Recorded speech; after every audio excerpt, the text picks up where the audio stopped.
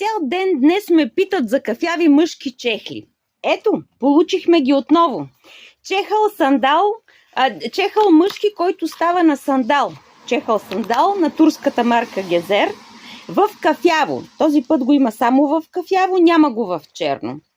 С дебелата и еластична подметка, ето го грайфера, с номера от 40 до 46. Може да го ползвате за сандал, може да го ползвате и за чехъл. Ето така.